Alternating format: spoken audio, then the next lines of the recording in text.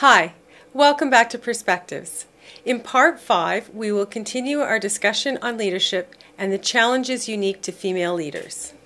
There's actually quite a few studies on that, and that is actually an accurate perception that women, first of all, if we back up, some people believe that doing a good job and consistently doing a good job is people will notice that you're doing a good job. And what they found is that, no, you actually have to tell people that you're doing a good job. But women who are assertive and talk about the great things that they do are perceived very differently from men who are assertive and talk about the great things they do.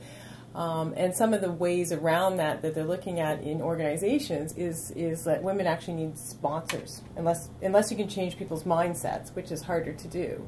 To be effective leaders, they actually need sponsors helping to tell their story, which is very much what... so we're still battling the stereotypes, right? Yeah.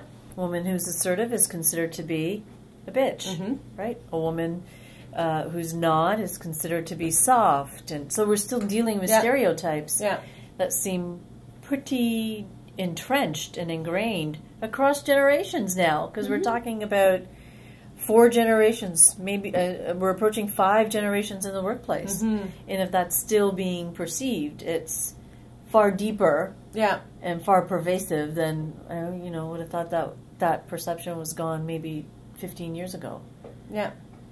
But it's still here based on... Yeah, no, I just, this was in the latest McKinsey report that just came out this year. Yeah. Yeah, so it is. There are differences in the way that women need to lead. And one of my mentors, actually, the first woman mentor I ever had, she was very female, and it was the first time that I had seen that. And it was very refreshing, but that's very difficult. Yeah. What do you mean by that, though? Very female. She was very inspiring, but she was very soft-spoken. She never raised her voice. It was always very quiet, very poised, but not in an aggressive way. But yet you knew that there was strength, and there was it was almost like still waters run deep. See, a very peaceful exterior. But you knew that there was a lot of strength there. Yeah. But very different from the more assertive, what you would typically associate with a masculine leader. Yeah. See, that to me speaks to, and we've talked about the authentic piece of it. Yeah. You really need to know who you are as a leader and not necessarily follow the stereotype of what it should look like. Yeah. Because I think lead from within.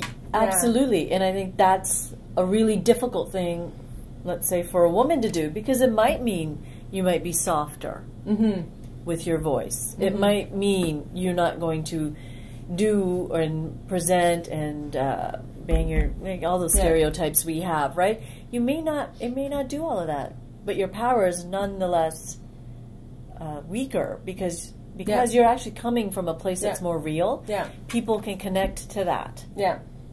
Because if you're faking it, people know it. Yeah, you think you're hiding it, but people know you're faking it. And they may not be able to label it, but they know something is not right. And so you're forever battling that. And on top of it, you're not really being true to your own leadership style. So it's about knowing yourself and bringing the best out in yourself.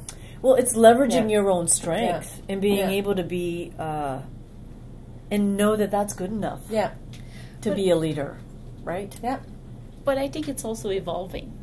Because, as you said, like banging your...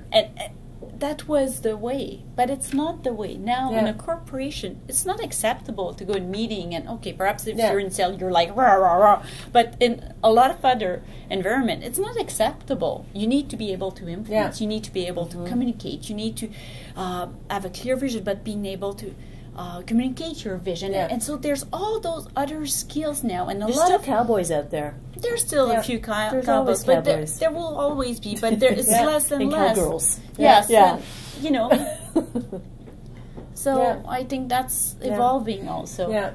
But we would be in a sales meeting, like you brought up the dichotomy, and people would be like rah rah rah rah, and she would stand up and she'd be very calm and quiet, but yet she's still inspired. Yeah, yeah. And because she came from a place of strength that was real. Yeah, and that's where I learned. You know what? You don't have to. You don't have to emulate. You need to. You need to be yourself. Yeah, and bring that forward. Yeah.